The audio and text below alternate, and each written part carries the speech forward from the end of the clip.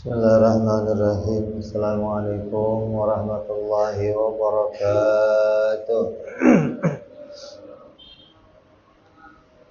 Al-Fatihah ila ruhi sayyidina habibina syafi'ina Rasulullah sayyidina Muhammad ibn Abdullah sallallahu alaihi wa ala alihi wa ashabihi wa azwajihi wa dhurriyyatihi wa la ya'ir rajali bil jannah wa ya'fa'una bi asrarihim wa anwarihim wa ulumihim wa fadhim barakatihim fid dini wa dunya wal akhirah wa ja'aluna min hisbihim wa rizquna ma'abalahum wa yatawaffana ala milladihim wa yahshurna fi zumratihim bil afiyatin salamatin lahumul fatihah. A'udzu billahi minasy syaithanir rajim. Bismillahirrahmanirrahim. Alhamdulillahi rabbil alamin arrahmanir rahim maliki yaumiddin. Iyyaka na'budu wa iyyaka nasta'in ihdinas siratal mustaqim siratal ladzina an'amta 'alaihim ghairil maghdubi 'alaihim waladdallin. Amin. Bismillahirrahmanirrahim. Nawaitu ta'alluma wa ta'lima wa tadhakkura wa tazkira wa naf'a wal intifa'a wal ifadata wal istifadata wal hissa wal tamassuki bi kitabillahi sunnati rasulillah sallallahu alaihi wasallam wa du'a ilal huda wa dilalata alal khairi ibtigha'a mardatihi wa qurbihi wa thawabihi wa husnil khatimah ma'al lutfi wal afiyah wa salahil akibah.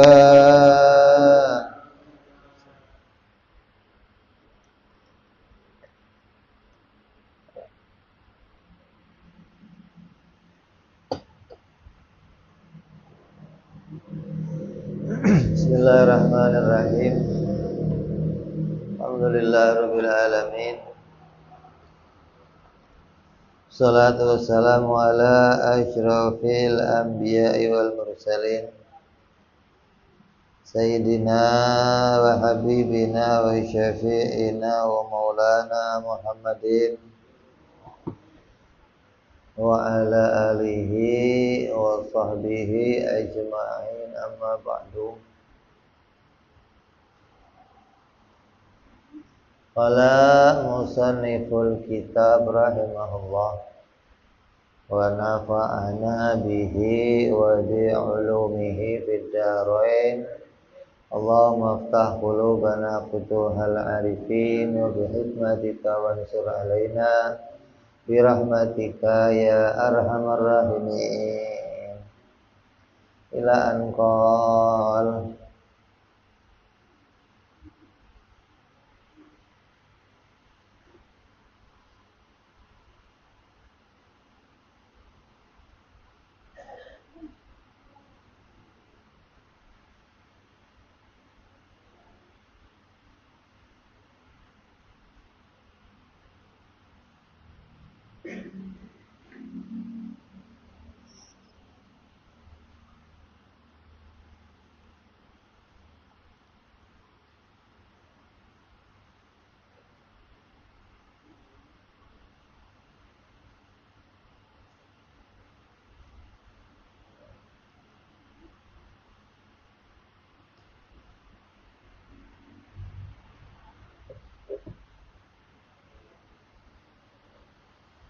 idza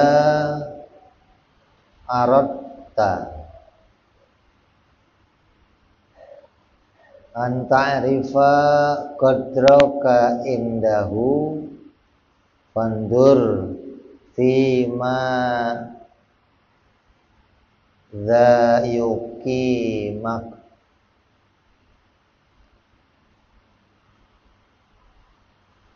jika engkau ingin mengetahui kedudukanmu di sisi Allah, maka perhatikanlah di mana Allah menempatkanmu.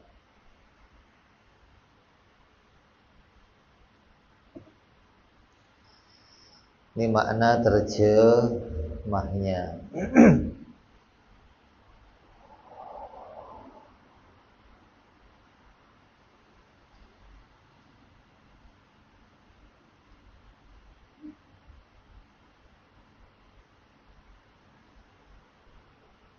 Artinya ketika kita ingin mengetahui seberapa dekatnya kita dengan Allah, seberapa kita ini diridhoi oleh Allah, maka untuk mengetahui itu, lihatlah bagaimana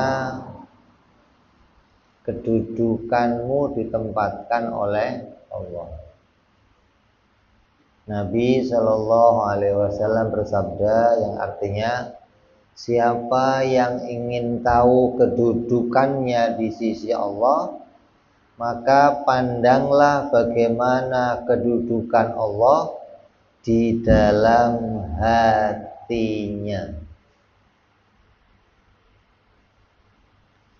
Maka sesungguhnya Allah menempatkan kedudukan seseorang hamba seukuran dia menempatkan Allah di dalam hatinya.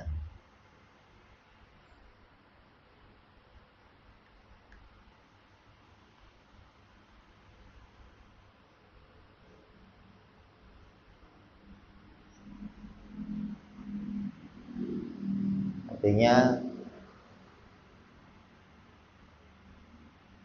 ukurannya akan sepadan ketika seseorang hamba betul-betul menempatkan Allah di dalam hatinya, senantiasa memandang Allah, senantiasa bergantung kepada Allah. Maka kalau Allah begitu dekat dengan hatinya, maka berarti dia begitu dekat dengan ridhonya Allah. Jadi cara ngukurnya Nabi begitu. Kamu seberapa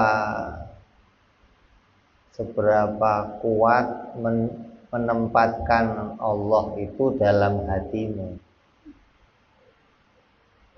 Ada orang yang ingatnya Allah kadang sebulan sekali.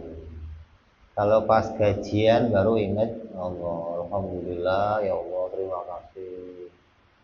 Kalau enggak gajian, dia enggak ingat Allah. Berarti ya kedudukannya di sisi Allah ya segitu juga. Kalau ada orang kok ingat Allah seminggu sekali ya segitu. Kalau ada orang yang di hatinya kontinu tiap waktu ingat Allah, berarti kedekatannya begitu dekat kepada Allah. Jadi ini barometer untuk mengukur kedudukan kita di hadapan Allah yang diberikan Nabi Muhammad Sallallahu Alaihi Wasallam.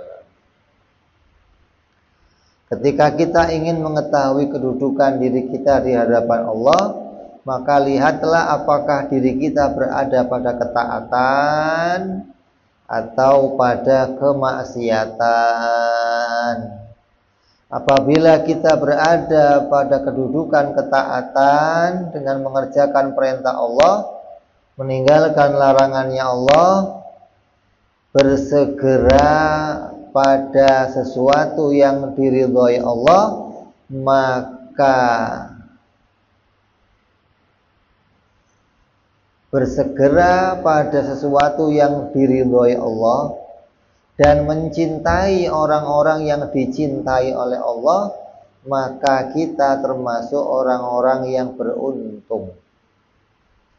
dan amal kita akan diterima oleh Allah, maka ketika orang ditempatkan pada kedudukan yang seperti itu, perbanyaklah bersyukur kepada Allah Subhanahu wa ta'ala.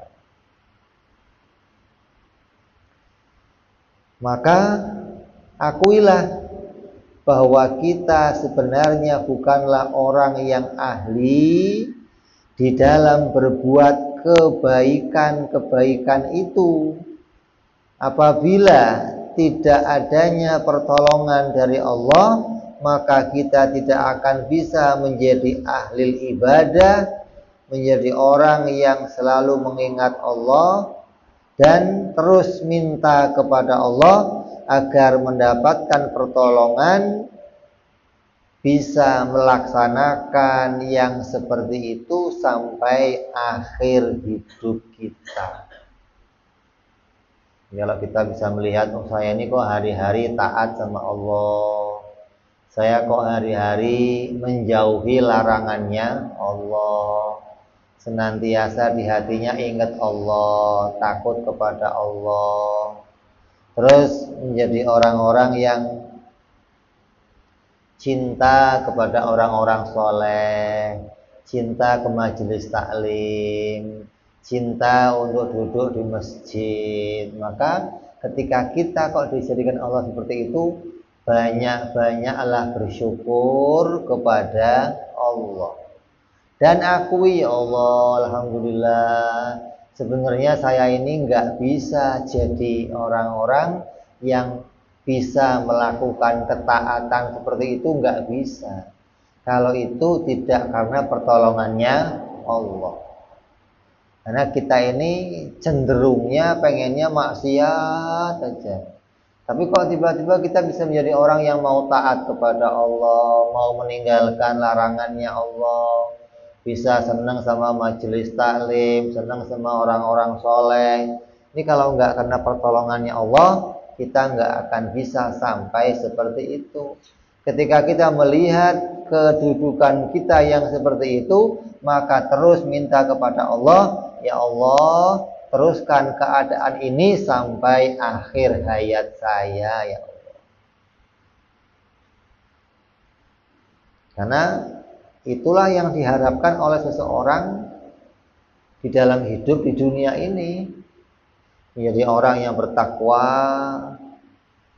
bisa menjadi orang yang dekat dengan orang-orang soleh, dekat dengan ilmu, hingga kita senantiasa berada dalam keridhaannya Allah. Kok sampai mati dalam keadaan seperti itu, berarti kita menjadi orang-orang yang lulus dari berbagai ujian di dunia. Sebaliknya, apabila kita berada pada kedudukan yang senantiasa tidak percaya atau ragu pada Allah, menyekutukan Allah, atau tidak tunduk kepada Rasulullah, berarti kita berada dalam keadaan celaka.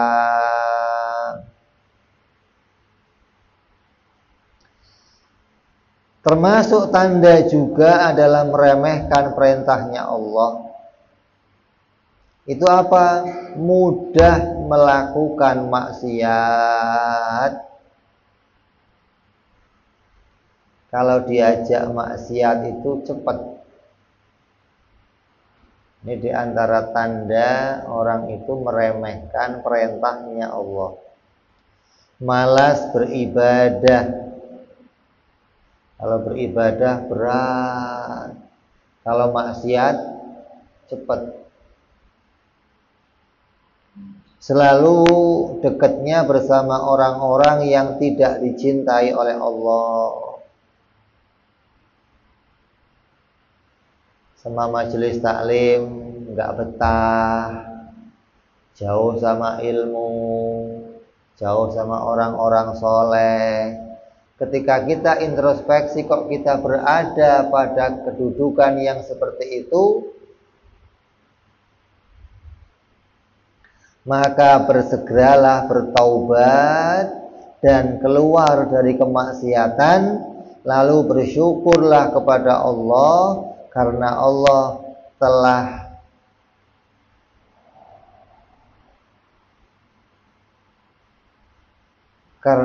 Allah tidak melanggengkan kita dalam kemaksiatan. Ini orang yang sampai bisa keluar dari kemaksiatannya, bisa keluar dari kebiasaan buruknya, kemudian mau bertobat sungguh-sungguh, maka bersyukur bahwa Allah tidak melanggengkan dia dalam kemaksiatan. Karena bisa saja Allah melanggengkan seseorang dalam kemaksiatan. Kayak orang-orang kafir yang sampai akhir hayatnya dibikin kafir, terus boleh saja Allah tidak memberikan hidayah, Allah enggak memberikan taufik kepada dia. Kenapa? Karena hidayah itu milik Allah, taufik itu milik Allah. Allah mau membagikan kepada siapa saja, haknya Allah. Kamu nggak bisa nuntut, ya Allah kenapa si Anu kok dikasih, saya nggak dikasih. Itu haknya Allah. Maka kata Sahibul Kitab tadi, ketika kamu dikasih, bersyukurlah. Ketika kamu dijauhkan dari kemaksiatan, bersyukurlah.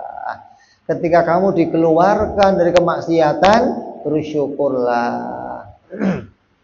Karena Allah mendatangkan pertolongannya kepada kita.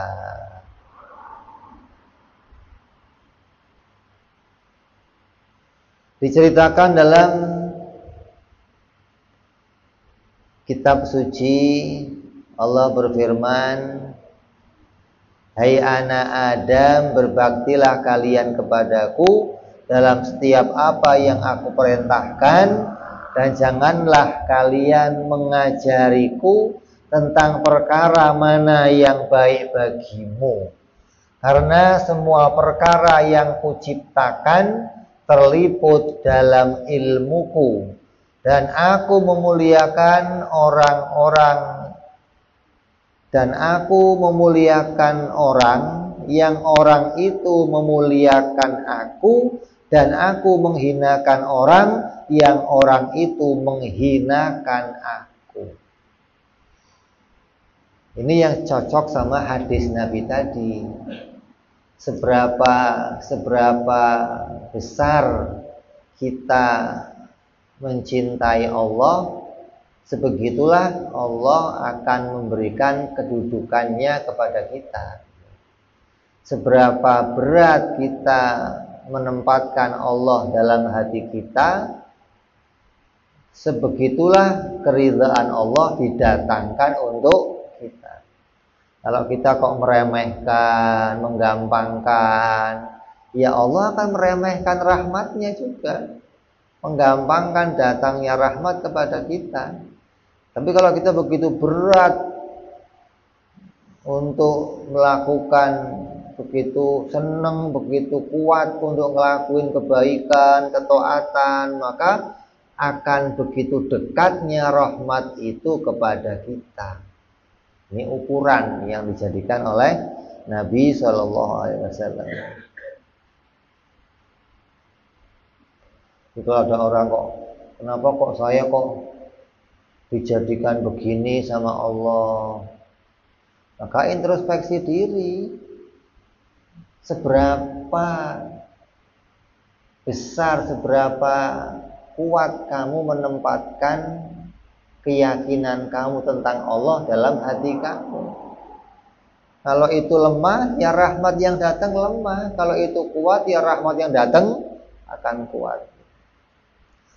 Dalam firman yang lain Allah berfirman pula, tidak ada dalam sebuah keluarga yang mana aku benci karena mereka maksiat, kemudian mereka berpindah dari keadaan itu kepada ketaatan, maka aku pindahkan pula mereka dari sesuatu yang mereka benci yaitu azabku kepada sesuatu yang mereka senangi yaitu rahmatku. Ini orang yang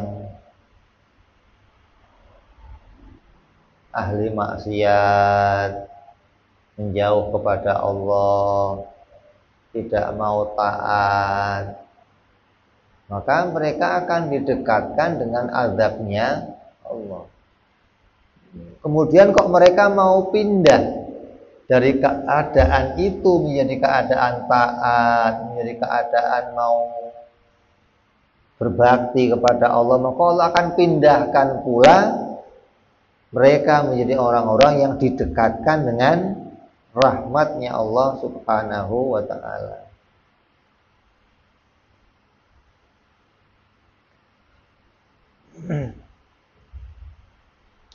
Maka Allah berfirman,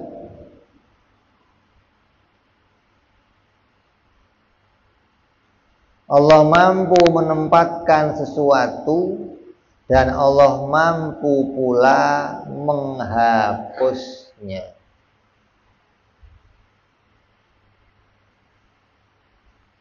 Artinya Allah itu bisa menempatkan kita pada kedudukan orang-orang yang mulia, juga bisa menggantinya. Begitu pula Allah bisa mendudukkan kita dalam golongannya orang yang ahli maksiat dan bisa menggantinya menjadi kedudukan ahli orang-orang yang taat. Diriwayatkan pernah terjadi pada Imam Sultan Aulia Syekh Abdul Qadir Jailani radhiyallahu anhu. Ketika beliau berjumpa dengan seorang yang pemabuk, kemudian orang itu bertanya kepada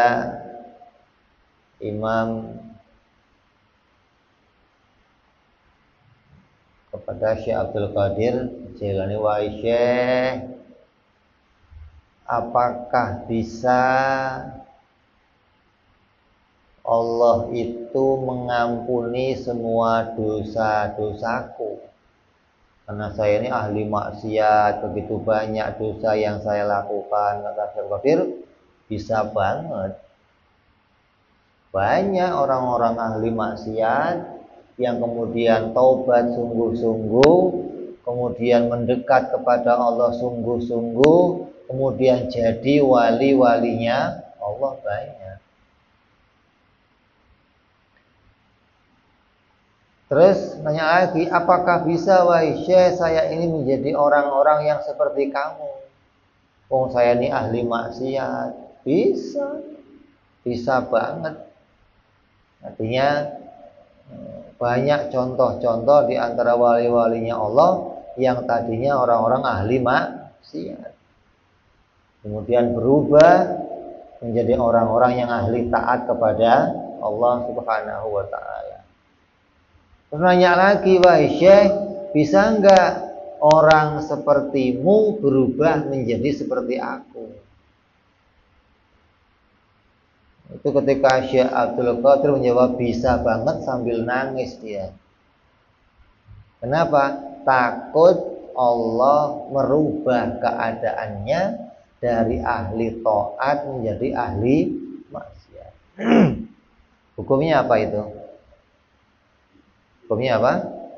Jaiz. Allah boleh-boleh saja menjadikan ketaatan pada seseorang yang taat dirubah jadi ahli maksiat, yang ahli maksiat berubah jadi ahli taat. Kebolehan bagi Allah. Artinya nggak ada kewajiban bagi Allah seperti pahamnya orang-orang Mu'tazilah yang mengatakan kalau ada orang berbuat baik Allah pasti menjadikannya lebih baik lagi. Nggak ada. Kalau ada orang berbuat maksiat, Allah pasti menjadikannya jelek lagi. Nggak ada.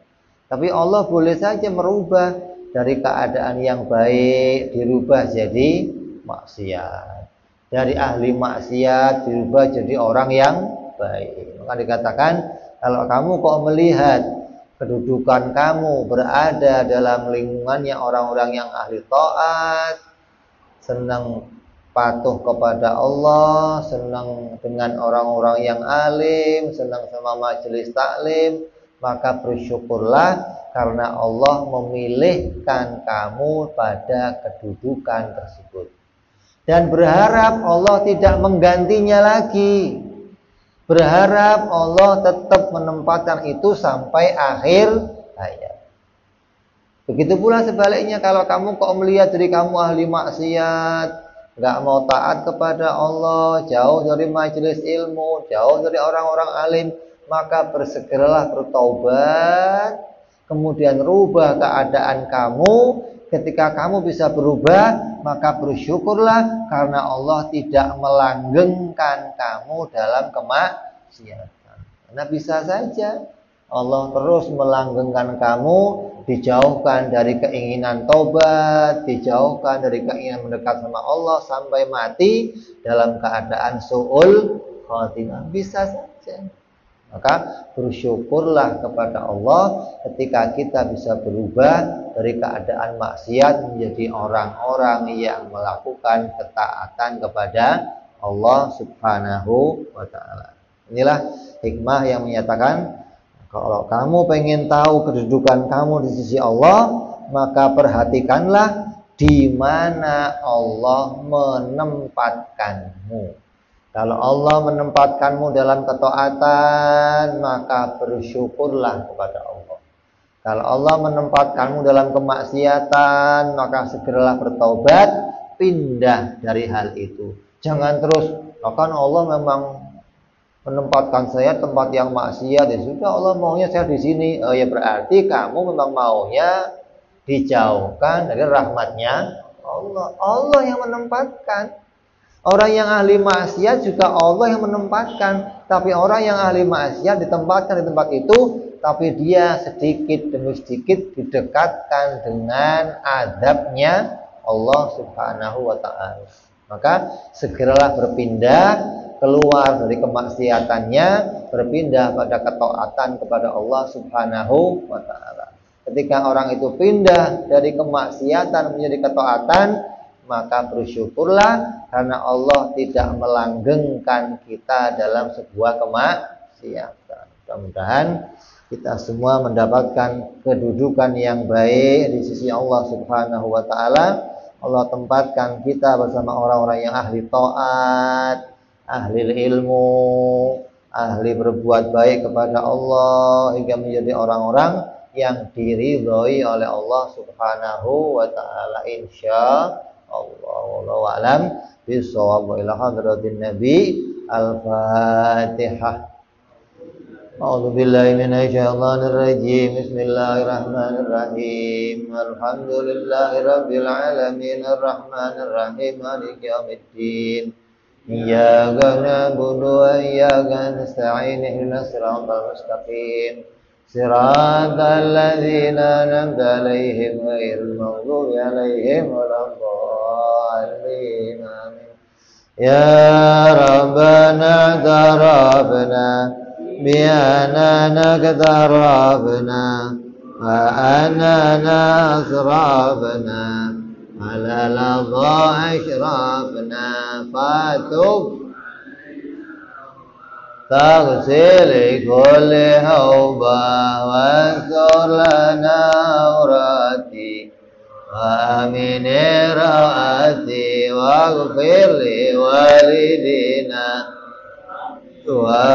ومولودينا أهل والإخوة وسائر الحلة كل ذي محبة أو جيرة أو صحبة والمسلمين أجمع آمين ربي فضلا وجودا منا لا باكتساب منا بالمصطفى رسولنا بكل سولي صلى وسلم ربي عليه عند الحبي wa alihi wa sahbihi dada ta'si suhbi walhamdulillahi fil badi wa tanahi wa rabbika rabbil izzati amma yasifun